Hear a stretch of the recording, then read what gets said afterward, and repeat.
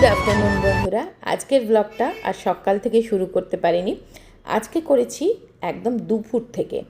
তো চলো, এখন দেখছো এগুলো কিসের বড়া বলো তো, সব বলছি।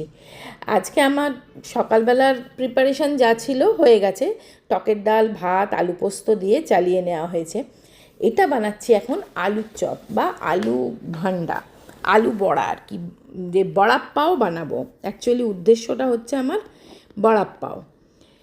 তো সেটার জন্যে বানাচ্ছি, জিম্মা খাবে স্কুল থেকে এসে, তাই জন্যে প্রিপারেশানটা করে রাখছি। সকালের যেমন স্নান খাওয়া সব কিছু হয়ে গেছে, পুজোও তো হয়ে গেছে, তোমাদের দেখালাম। তো এখন এই আলুর চপগুলো আগে সুন্দর করে ভেজে নিচ্ছি, তারপরে পাউরুটির মধ্যে এটা দিয়ে, ও বলেই গেছে স্কুল থেকে, আমি ওকে বলে রেখেছিলাম যে এসে বানাবো পাও, বড়া পাও। তো সেটারই প্রিপারেশান চলছে। আলুটাকে জাস্ট সেদ্ধ করে নিয়ে মশলা দিয়ে, যেমনভাবে আলুর চপের মশলা হয়, যদি তোমরা রেসিপি চাও আমি একদিন কমপ্লিট রেসিপি শেয়ার করব। তো বাচ্চাদের কিন্তু খুবই ফেভারিট একটা ডিশ হচ্ছে এই বড়া পাও, তাই না?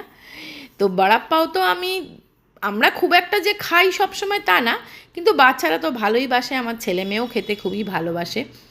তো সেই জন্যেই আজকে বানাচ্ছি। আর এই যে চপগুলো বানালাম, এগুলোও কিন্তু সবাই এমনি চপ হিসেবে খেতেও খুব ভালো লাগবে।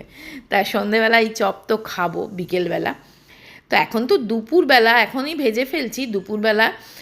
তো আগে জিম্মার প্রিপারেশানটা করে রাখছি। দেখো, ওর বড়াগুলো একটুখানি গোল গোল মতন করে ভেজেছি, ঠিক যেমনভাবে তোমার বড়া পাওয়ের মধ্যে দেয়।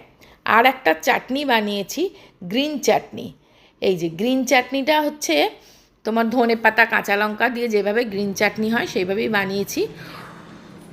আর একটা শুকনো চাটনি বানিয়েছি, ওই যে পাশে দেখছো যে শুকনো শুকনো চাটনি, সেই শুকনো শুকনো চাটনিটাও কিন্তু বানিয়েছি। ওটা হচ্ছে তোমার বেসন ভুজিয়া ভেজে, বেসনকেই তেলে আগে ভেজে তারপরে সেটার মধ্যে দিয়েছি রসুন, কাঁচা লঙ্কা দিয়ে মিক্সিতে গ্রাইন্ড করেছি, একটু নুন দিয়েছি।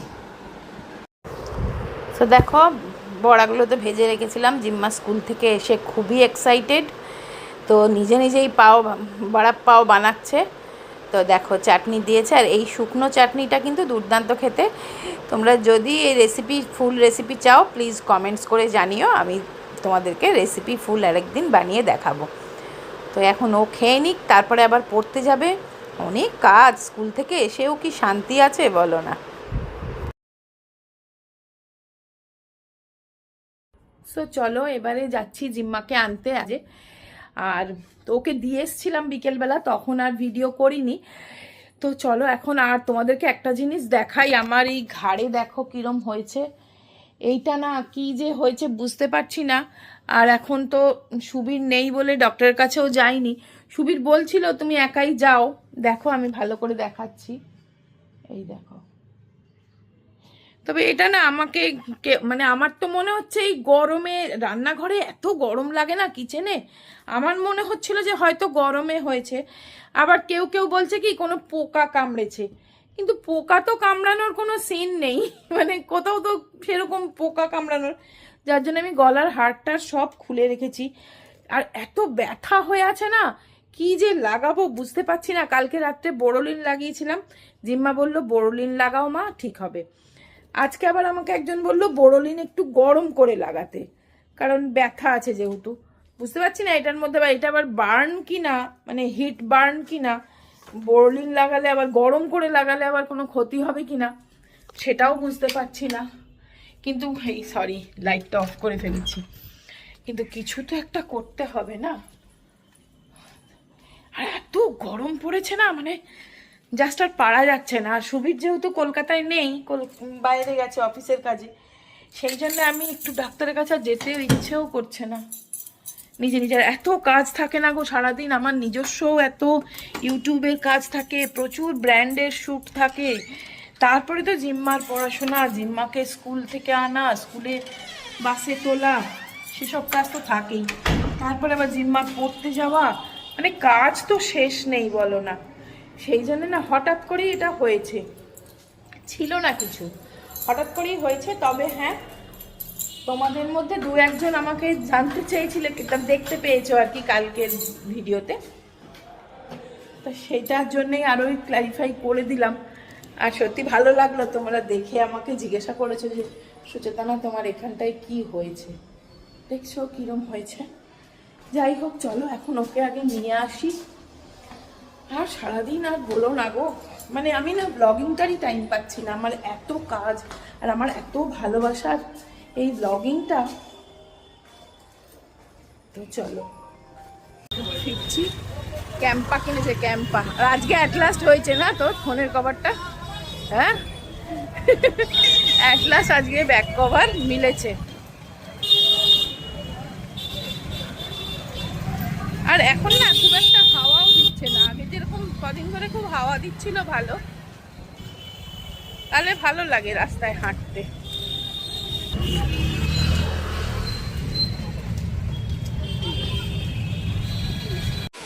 দেখো একটা আমার নতুন বন্ধুর সাথে দেখা হয়েছে, আমার ব্লগ দেখে ছুটে এসে দৌড়ে এসে আমার সাথে আলাপ করেছে।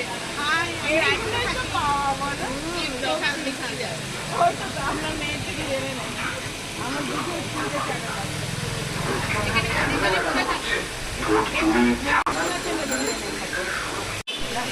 বলো, নামটাও বলো।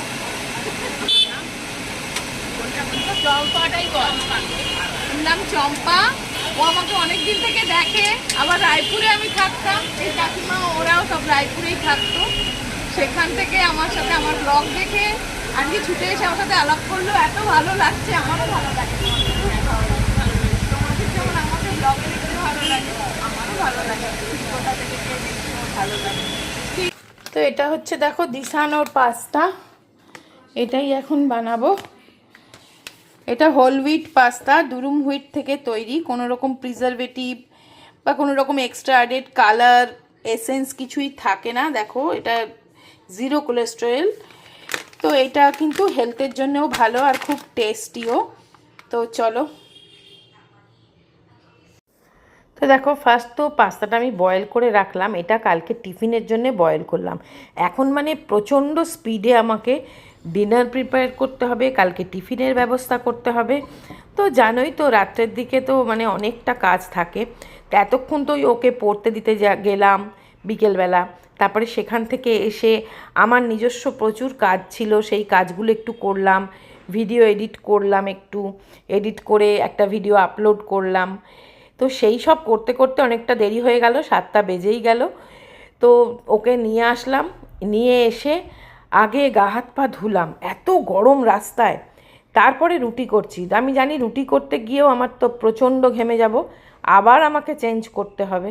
মানে কতবার যে দিনে এখন জামা চেঞ্জ করছি তার কথা নয়, মানে তোমাদেরও নিশ্চয়ই একই হাল।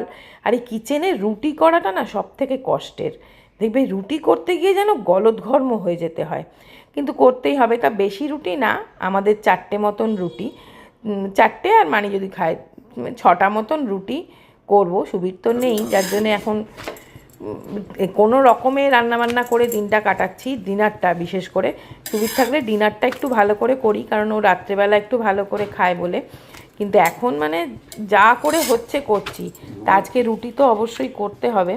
তাই জন্য দেখো ঝটপট রুটিটা ভেজে ফেলছি, রুটিটা সেঁকে নিচ্ছি। রুটি করাটা হয়ে গেলে যেন আমার মনে হয় বড় কাজটা হয়ে গেল, তারপরে তরকারি বলো যা খুশি বলো অত গায়ে লাগে না করতে। কিন্তু রুটিটা করতে আমার খুব কষ্ট হয়, আটা মাখো রে বেলো রে, আবার এই একটা একটা করে সেঁকো, গরম প্রচণ্ড। যাই হোক চলো রুটিটা সেঁকে নিয়ে আজকে বানাবো একটা স্পেশাল আইটেম, সেটার ব্যবস্থা করব। তো সেটা হচ্ছে সয়াবিন আলু দিয়ে ডিম দিয়ে তরকারি। তো সেটা করব একটু পরে, আগে চলো। প্রচণ্ড ঘেমে গেছি আমি, তোমরা দেখে বুঝতে পারছো কি না জানি না, কিন্তু প্রচণ্ড পরিমাণ ঘেমে গেছি। এই রুটির জিনিসগুলো উঠিয়ে রেখে জায়গাটা একটু পরিষ্কার করে ক্লিন করে নিই। রুটি করলে দেখবে জায়গাটা অনেকটা মানে গ্যাস ট্যাস একটু রুটির গুঁড়ি পড়ে, আটা পড়ে, একটু মানে মেসি হয়ে যায় আর কি। তো সেগুলো পরিষ্কার করে রেখে আমি আগে যাব ড্রেসটা চেঞ্জ করে আসব। প্রচণ্ড গরম হচ্ছে, মানে কি বলবো আর, কতবার যে জামা কাপড় চেঞ্জ করতে হচ্ছে তার কথা নেই। তো চলো এটা করে নিয়ে আগে আমি ড্রেসটা চেঞ্জ করে এসে তারপরে আমি তরকারিটার প্রিপারেশান করব। তো দেখো প্রথম 2টো ডিমের অমলেট করব। আগে অমলেটটা ভেজে রাখছি, একটা স্টেপ বাই স্টেপ রান্নাটা করব, একটু অন্যরকমভাবে করছি রান্নাটা। তো প্রথমে তো মানে সয়াবিন দেবো, ডিমের অমলেট দেবো, আবার বয়েলড এগও দেবো। তো ডিমের অমলেটের মধ্যে আমি একটু দিলাম আদা রসুন বাটা, তাহলে না অমলেটটার খুব টেস্ট হয়।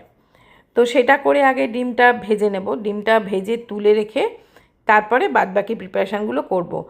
আর এখন একটু শান্তি লাগছে, কারণ জামা ঠামা চেঞ্জ করে একটু রেস্ট নিয়ে চলে এসেছি, জিম্মা একটু পড়ছে বসে, তো ততক্ষণে আমি রান্নাটা করে নেবো আর কি। তো দেখো আগে আমি অমলেটটা ভেজে নিচ্ছি। আর ডিমের অমলেট কারিতে দিলে একরকম টেস্ট হয়, আবার ডিম গোটা দিলে সেটাও আরেক রকম টেস্ট হয়। তা আমি আজকে দু রকমই দিচ্ছি আর কি। ডিমের অমলেটটা আমি খাবো, আর জিম্মা ডিমের অমলেট কারির মধ্যে দিলে একদমই খাবে না, ওর জন্যে দেবো ডিম সিদ্ধ করে। তো ডিমের অমলেটটা যখন ভাজা হয়ে গেল, ইন দ্য মেন টাইম আমি সয়াবিনটাকে গরম জলে ভিজিয়ে দিচ্ছি। তো দেখো একদম গরম জল ফুটন্ত ইলেকট্রিক কেটলিতে করে নিয়েছি, কেটলিতে করে সয়াবিনটাকে ভিজিয়ে রেখে দিলাম। এবার চলো ডিমটাও সিদ্ধ বসিয়ে দিই। সো দেখো রুটিটা আমার তৈরি হয়ে গেছে। ডিমটা সেদ্ধ করব আমি এই আগারোর এগ বয়লারটা দিয়ে। এটাতে খুব ভালো ঝটপট ডিম সিদ্ধ হয়ে যাবে। ডিম সিদ্ধটা বসিয়ে দিয়ে আমি তরকারির প্রিপারেশানটা করে নেব। তো তার জন্য কিন্তু আমার ডিম সিদ্ধর জন্য কোনো টেনশন থাকবে না, ও নিজে নিজেই বয়েল হবে, আর নিজে নিজেই কিন্তু বয়েল হয়ে নিজে নিজেই বন্ধ হয়ে যাবে। তো চলো ডিমটা সিদ্ধ বসিয়ে দিই। সো দেখো বেশি করব না, আমি 2টো ডিম বয়েল করব। এটার মধ্যে খুব চটজলদি তোমরা এগ বয়েল করে নিতে পারবে। আর এটার মধ্যে শুধুমাত্র এগ বয়েল করা যায় না, ডিমের পোচ হয় এটা দিয়ে। ইডলি বানাই আমি, সুজির ইডলি বানানো যায়, উত্তপ্পম বানানো যায় এটা দিয়ে, ভীষণ সুন্দর। এর সঙ্গেই না এই দেখো মেজারিং কাপ দিয়েছে এর সাথে, যেটা দিয়ে তুমি জলটা এখানে পোর করতে পারবে। তো চলো আমি ঝটপট আগে ডিম সিদ্ধটা বসিয়ে দিই।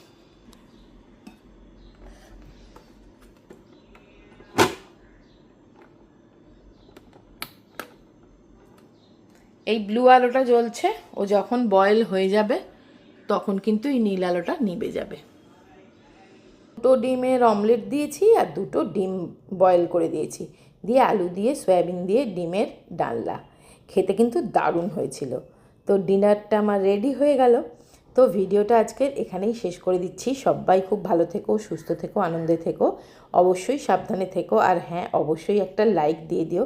তোমাদের এই ছোট্ট ছোট্ট লাইকগুলো, মিষ্টি মিষ্টি কমেন্টসগুলো আমার কাজের অনেক বড় ইন্সপিরেশান। তো কমেন্টস করে অবশ্যই জানিও ভিডিওটা কেমন লাগলো। তো আজকের মতন টাটা, আবার চলে আসবে একটা ইন্টারেস্টিং ভিডিও।